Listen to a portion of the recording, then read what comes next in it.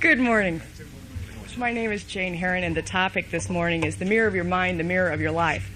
And mirroring is something that has been real familiar to me because of the way I came into this world, which I think is a little differently than probably about 99% of most of you. Got so familiar with mirroring is because a miracle which only God can perform. And that miracle is called cell division. And that miracle took place in the fall of '53. And because of cell division, I had an unusual opportunity to have a womb mate for 9 full months.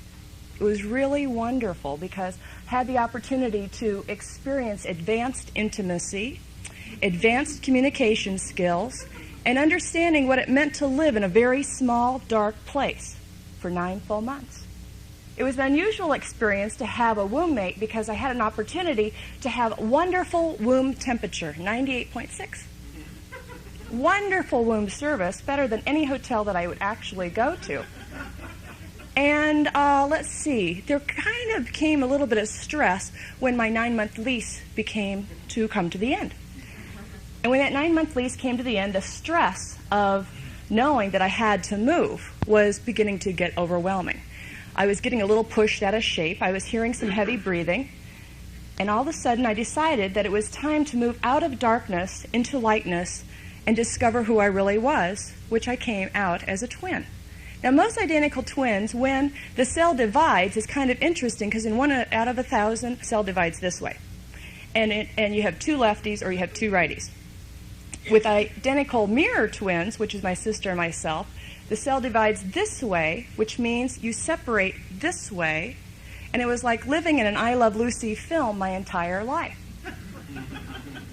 Now, has anybody in this room ever wondered what it was like to be an identical twin? Has anybody ever wondered what that was like? Well, I want you to think about a mirror image for just a second. What did you do this morning with your own mirror image? I had a mirror image that was right there beside me as my alter ego my entire life. But possibly with you this morning with your own mirror, you got up and you fixed your hair, and you guys probably combed your mustache or beard and brushed your teeth at least, right? And we women made sure we got the makeup out underneath our eyes. And if we walked up to a 3-way mirror as we got dressed, how many of you walked up to that 3-way mirror, you looked in the mirror, you went like this, and you got out of there as fast as you could? How many people did that? Anybody do that? Now, being an identical mirror twin, you walk behind your entire life. Can you imagine what it would be like to see your stomach walking across the room? Being an identical twin, you have the rare opportunity to have your consciousness on parade outside of yourself all of the time. And it's like having your consciousness follow you all around. It's an unusual spirit experience. Now, let me add one more piece with this. How many of you have ever had an opportunity to be videotaped? And then they took that videotape. How many people over here? Everybody? Anybody? They took that videotape and they took it back to the class, or they took it back to the workshop, or they took it back into the organization where you were working on whatever project you were working on. And then they put the videotape up for everyone in the class or in the workshop to watch. How many of you just were scared? How many feel that there should be a law against having to watch videotapes of yourself? Shouldn't there be a law against it? And so, what happens in having an identical twin, all the parts that you saw on that videotape that you really loved, see, that's the part of your consciousness, that's the part about you that you want everyone to see.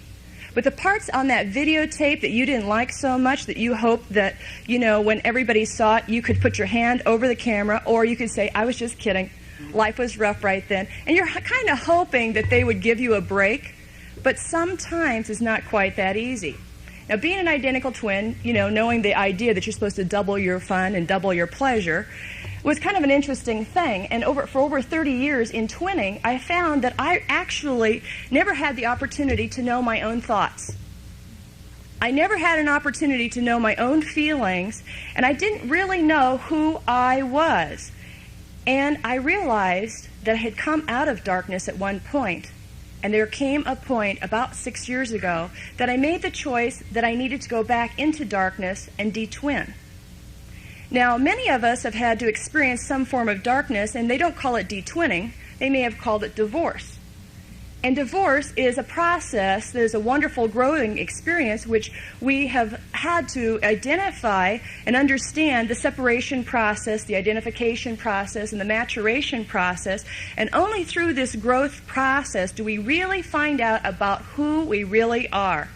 Now, some people have experienced this separation, identification, and maturation process through death and dying, but only through the process do we really have an opportunity to find out who we really are.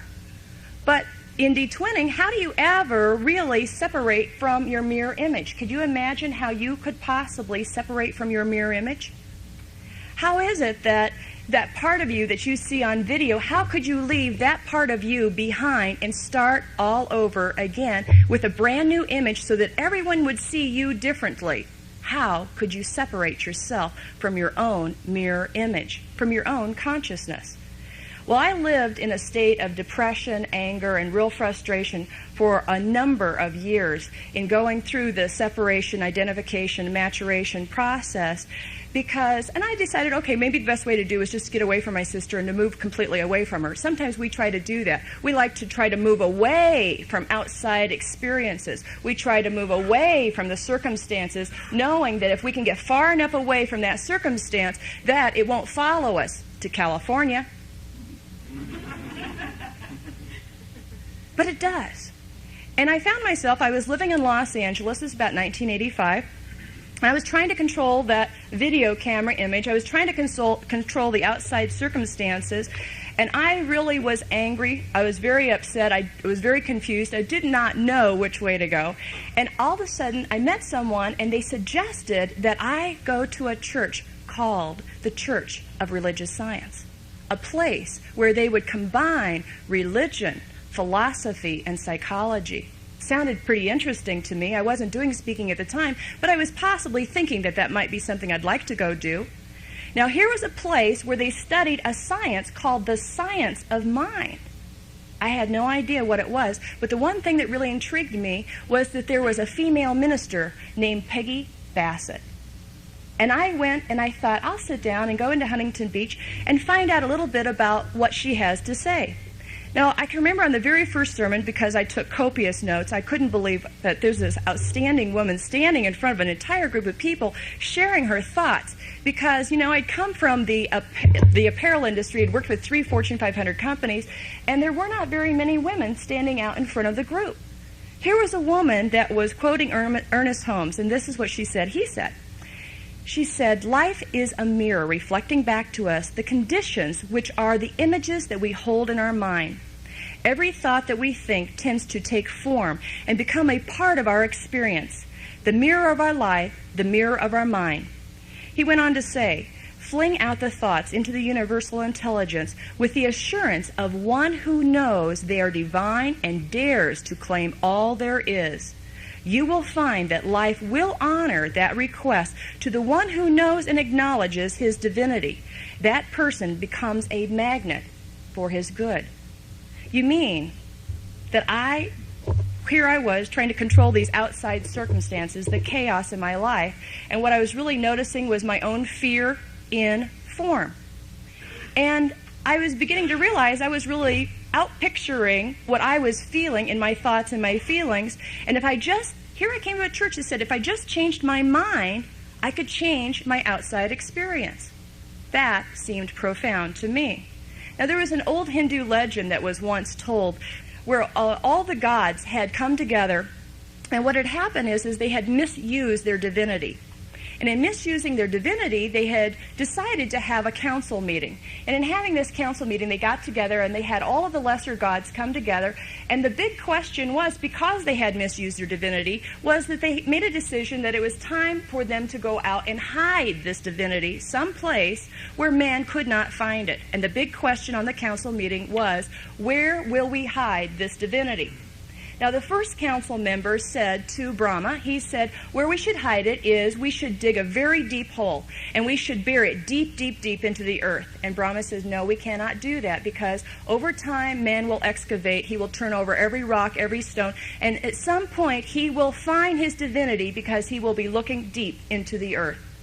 The second council member said, well, I know what we should do. We should bury it deep, sink it deep into the sea, way on the ocean bottom. And Brahma said, no, we cannot just sink it. He said, because sooner or later, man will learn how to dive to the ocean depths and will learn how to look over the bottom of the oceans, and he will find that divinity and he will misuse it again. No, that won't work to sink it. Well, the third council member said, well, I think what we should do is climb absolutely the highest mountain, and we should hide it at the very top of the highest mountain. And Brahma said, no, we cannot hide it at the top of the mountain, because man will be very clever and very interesting, because someday he will learn how to climb to the very top of the highest mountain, and he will find his divinity and he will misuse it. The entire council gave up, deciding that there was no place for them to be able to hide it. Everyone sat quietly. They meditated for a short time period. And Brahma said to the entire group, he said, aha, I know where we will hide it. This is a place where man will never, ever look for it. He said, where we will hide it is deep within himself. You see, man has been going up and down the earth, climbing, digging, diving, exploring, searching, and he's been looking for something outside of himself that has always been buried deep within himself. Now, I grew up on a farm in Illinois. Anybody else in here a farm person? I feel better already. Good. And the one thing I learned from my father is that when spring came around and it was time for us to plant the spring corn, that if we wanted to harvest corn in the fall, that we had to plant corn in the spring. You see, there was this unusual thing that I found out living on a farm, that you could not plant beans and expect to get corn.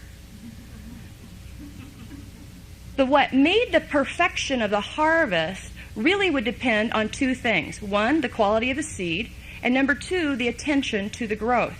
And the things that I knew for sure was that I couldn't plant beans and get corn, but my father had to pay very strict attention to what he was planting. And I think likewise, we must pay real strict attention to the quality of our thoughts, the growth process that we go through, and what we are reaping from those thoughts. See, from the legend, misusing our divinity is when you think that you can plant one thought but reap a benefit of another. Ernest Holmes says, it is impossible for man to conceal himself in any act, word, or gesture. He stands revealed as he is, not as he would like to have himself appear to be. From the universe there is nothing that can be hidden. The mirror of life cannot help reflecting back to us that which we really believe ourselves to be. Dr. Peggy said, science of mind is the road to freedom and success, but you must pay the price of concentration and study. When you learn that you have the power to change everything about you, including your body, by changing your thoughts, you will cease to worry over the appearance of circumstances. You are not the slave of circumstances, but the creator of your own destiny. Now, to be the creator of our own destiny, first, you must know what you are thinking. And in the separation, sorting, identification process from old beliefs into what you now want to believe, into the new beliefs. If you have a pen and you have your sheet of paper, you might write down the word belief.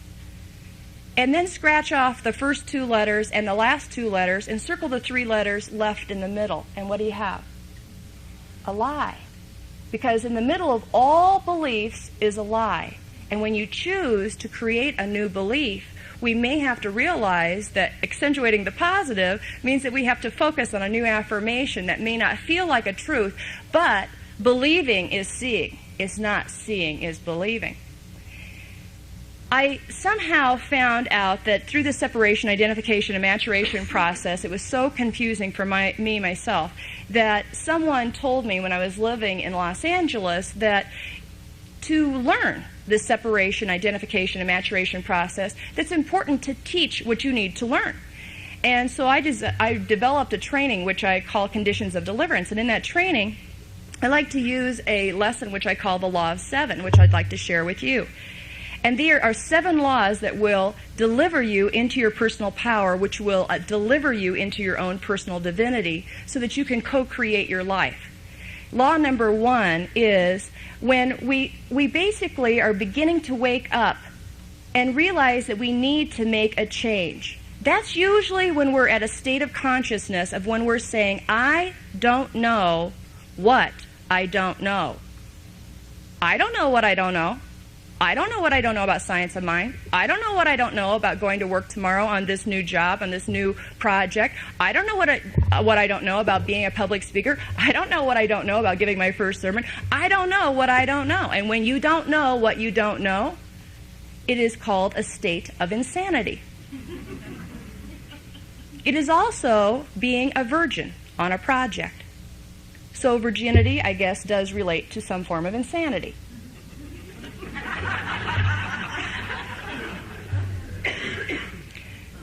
Now, law number 2 says, I'm ready to move out of insanity. I'm ready to no longer be a virgin on this particular project. So that means that you're going to go out and face off with your fear, no matter how afraid you might be. Because fear is false evidence appearing real, but fear in form shows up in many forms because we mirror it out to other people and they project our fear directly back to us. And there it is, fear in form. So law number 2 is when you now have done whatever you're afraid of, and you've now done it one time, and now you say this to yourself, oh, now I know what I don't know. Oh, now I know what I don't know about doing da-da-da. Oh, now I know what I don't know about giving a sermon at the Science of Mind Church. Oh, now I know what I don't know about da-da-da. And when you know what you don't know, it can create a very overwhelming feeling because you now know what you don't know. And when you know what you don't know, you're no longer insane. Now you're just depressed. It's true. But see, understanding the individualization, the maturation, the separation process, in understanding the sense of insanity and depression, confusion, frustration, is all a natural part of the process. But how many people fight that natural part of the process and they want to fix immediately, and we're only on step 2, we're only on law number 2. And that, you know what happens? At this point, when there's overwhelming feeling comes over, they begin to ask this question, what's wrong? They ask what's wrong, and then they go and talk about what's wrong to their therapist. They talk about what's wrong to their friends and to their family. They talk about what's wrong on the street corner. They talk about what's wrong to anyone who will listen, especially if they can get on the Oprah Winfrey Show. Now, what happens is we have to look at that, like the Hindu legend and the farmlands of the Midwest, the laws of compensation will not allow us to sow thoughts.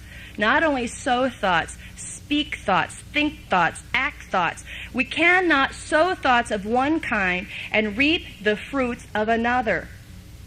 Another question that might be when we're feeling totally frustrated, which would be law number 2, would be, what's right?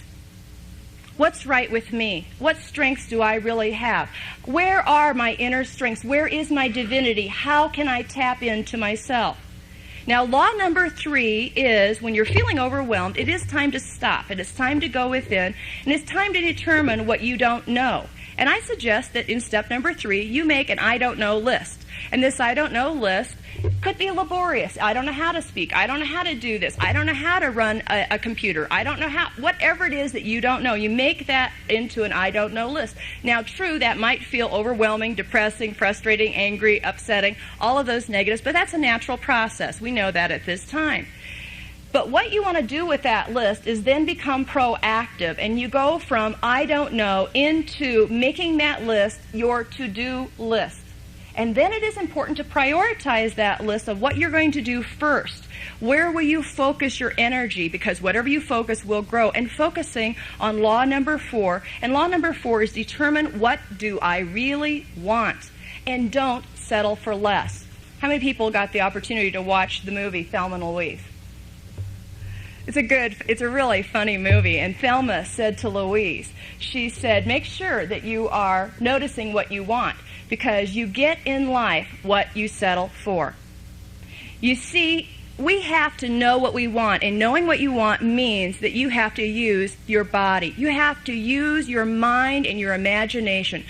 Imagine past all limitations, and it takes tremendous amount of courage. It takes your heart. It means that you have to listen to what your heart is singing to you and not believe in outside circumstances, because that is only fear in form. It is important to realize that action needs to take place, and the ambition who's really going to move us out of our mediocrity. The toughest crowd to really grow out of is the one at the bottom. And you know what? There's a lot of room at the top. There is so much room at the top. And I remember my first mentor when I was living in Los Angeles, because when I got into doing speaking and started doing training, I wanted to save the world. When I started studying science of mind, I had so many good ideas. I wanted to share with everybody and share everybody and save everybody. And what I found was I was always leaning down and trying to reach up and trying to bring people up to my level. And my mentor said this to me. She said, Jane, she said, always take one hand and reach down to people who possibly might be below you, but the other hand has to be reaching up. And if the people below you don't want to come to a new level, you bring your hand up and move up, because there's people above you who want to bring you along. So know what you want, but it means that you have to use your imagination, your courage, and your ambition. Law number 5 is find a naturalist, a mentor, a coach, a role model, or a guru. You might want to write down that word guru, G-U-R-U. And I think it's interesting because you might be sitting next to a guru right now. You might just take a look at the people that are sitting next to you. Just notice if you're sitting next to a guru. Because if you notice the way that it is spelled, guru is spelled G-U-R-U. In other words, a guru, when you're going through a change, is a person who reminds you that, gee, you are you and you're not anybody else. And thank goodness you are you, because we understand what it takes to go through the separation, the identification, and the maturation process. And thank goodness you're assisting me and showing me the way, because there might be a day that I might be a virgin again at something. And then, number 6 is practice your new skills. Practice becoming the image that you want. And in practicing, you want to practice on a low risk, in a low risk territory, and then move to a higher risk. And practice on low risk people, and then move to higher risk. Now, low risk people are usually under the age of 5, and they don't belong to you.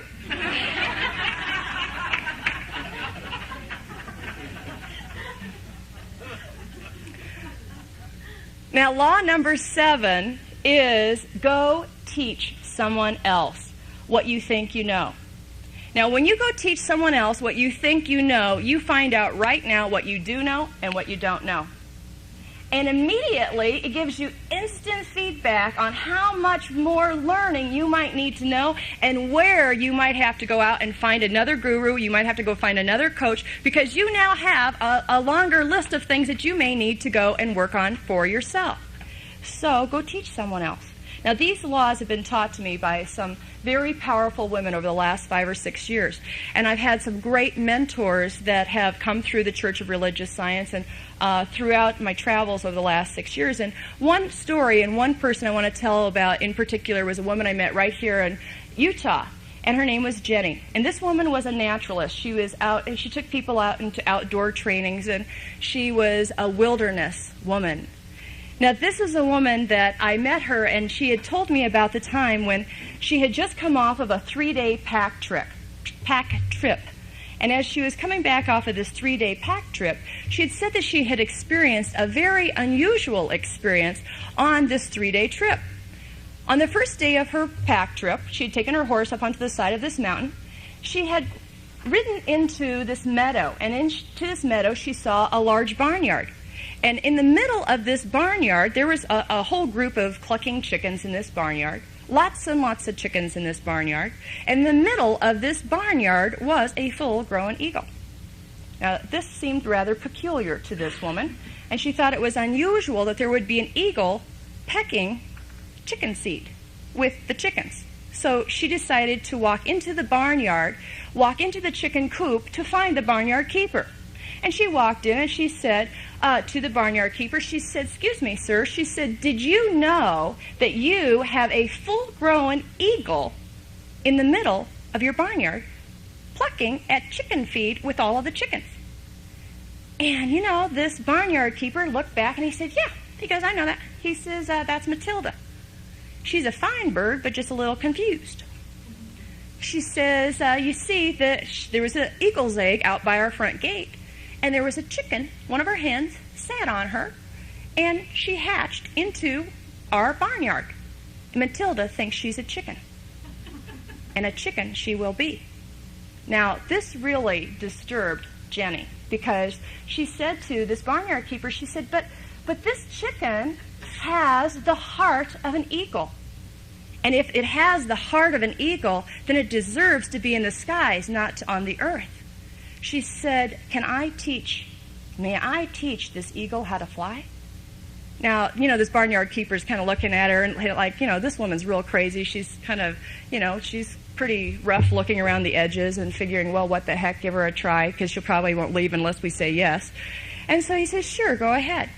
So Jenny walks back out into the middle of the barnyard and she picks up Matilda. And she picks up Matilda, she begins to stroke her, and she's just very empowering. And she says, "Matilda, you don't even know who you are. You obviously don't realize that you're not a chicken. You are an eagle. You're very different than all of the others around you. You're an eagle." And Matilda kind of grabbed hold of her arm and looked down and see, all of a sudden, Jenny had said to Matilda, she says, "Now, why don't you just spread out your wings a little bit, and why don't you reach out and see if you could fly?" And so, you know, Matilda sort of checks out the situation and looks back at Jenny and says, "You know, woman is really crazy. Obviously, she doesn't know I am a chicken. Obviously, she doesn't know where I belong. Obviously, she doesn't know where I have a place in my life. And where I belong is down in the barnyard with all of the other chickens." And Matilda jumped down to be with all the other chickens. Well, a few minutes passed, and about a couple hours passed, and Jenny decided to rethink her approach. And so she comes back in and she decides maybe she needs to take Matilda to a higher height. So she climbs with Matilda on her arm up to the top of the house. And she's standing on the roof of the house, and she then says to Matilda, she says, "Matilda, look up to the skies." She said, "You are an eagle. You belong in the skies. You don't belong to the earth. You have the heart of an eagle. You have some very, very special qualities that you haven't even examined yet." She said, "Now all you have to do is spread out your wings and fly."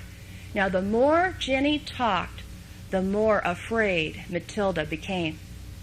Matilda began to hold her breath. She began to hold on tighter and tighter and tighter and would not let go, because she knew who she was. She was a chicken. Now she jumped down. And as she jumped down, her wings did go out just a little bit. And for the first time, she got the experience of flight in action. There was a warm breeze and it felt so nice. But it was something very new that Matilda had never experienced. Now, Jenny, once again, had to refigure her approach. And so she then made the decision on the very next morning that she would take Matilda out of the barnyard and take her with her to the top of a mountain.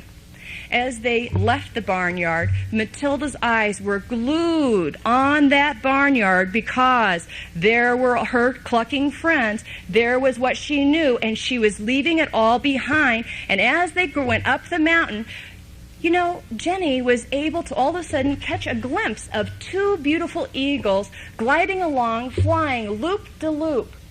And she said, "I want to show you everything that an eagle can do on this very day." She said, "Right there, that is who you are. That's who you were born to be. Now all you have to do when we get to the top of this mountain is to remember what you're seeing right now." Well, they got up to the top of the mountain, and poor little Matilda was looking back to the barnyard, just waiting, just not knowing really what to expect.